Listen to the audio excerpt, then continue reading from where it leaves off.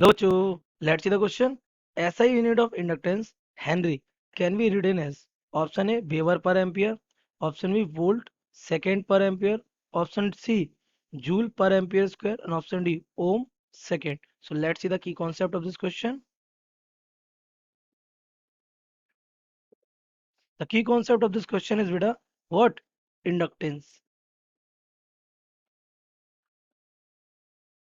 Inductance क्या होता है बेटा? ये हमारा होता है, it is the geometrical property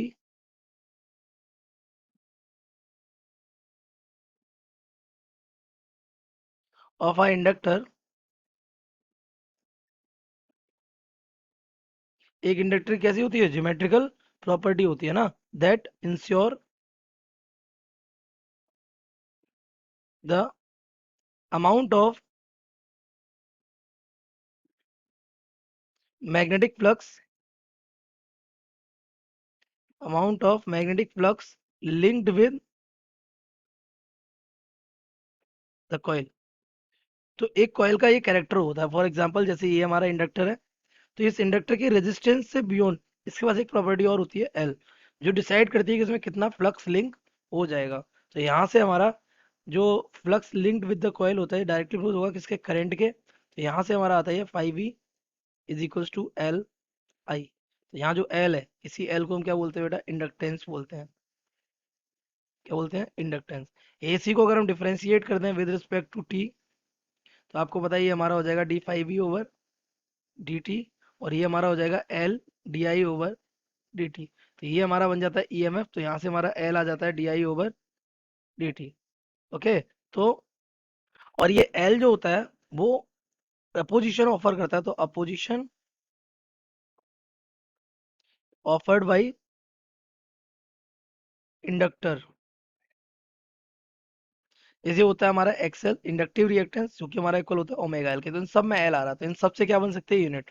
सबसे पहले बनाते हैं 5v is equal to L I से। तो this implies that L is equal to what? 5v upon I. तो यहाँ से जो यूनिट आएगी इसकी, ये आ जाएगी 5v की, यानी मैग्नेटिक फ्लक्स की होती है वेवर और करंट की होती है एम्पियर। दिस बिकॉज वेवर पर एम्पियर। तो आपका पहला स्टेटमेंट क्या हो जाएगा? पहला वाला ऑप्शन हो जाएगा करेक्ट, वेवर पर एम्पियर। अच्छा, ये दूसरा आपने क्या देखा है? E is equal to L D I over D T.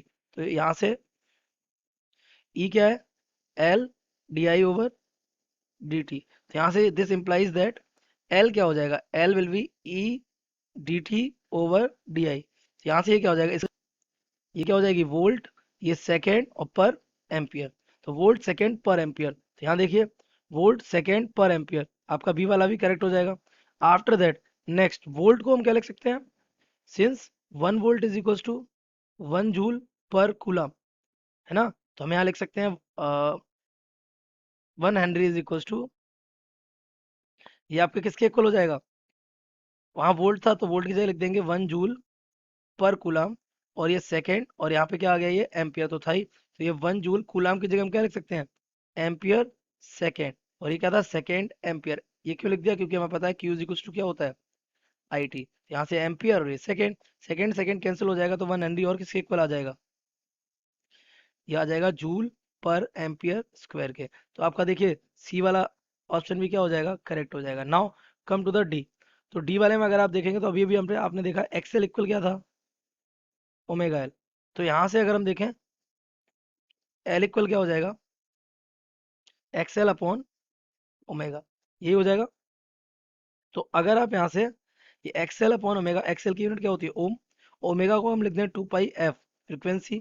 तो ये हमारा हो जाएगा एल इज इक्वल टू ओम, और यहाँ हो जाएगा ये तो यूनिट लेस हो गया, इसको नहीं तो छोड़ देंगे। फ्रिक्वेंसी क्या होती है? Second inverse. तो ये ऊपर जाएगा तो एल क्या हो जाएगा? ओमेगा इंटू सेकेंड, यानी कि ओम सेकेंड। यहाँ से ये क्या हो जाएगी आपकी? यहाँ पे सेकेंड इनवर्स। तो ये हमारी हो जाएगी L is equal to ohm second. तो हमारा जो चौथा ऑप्शन है ओम सेकेंड, ये भी क्या हो जाएगा? करेक्ट। तो हमारी करेक्ट ऑप्शन हेनरी किसके इक्विवेलेंट है? इन चारों के। So the correct option is correct options are A B C and D, सभी। I hope you have understood it well. Best of luck.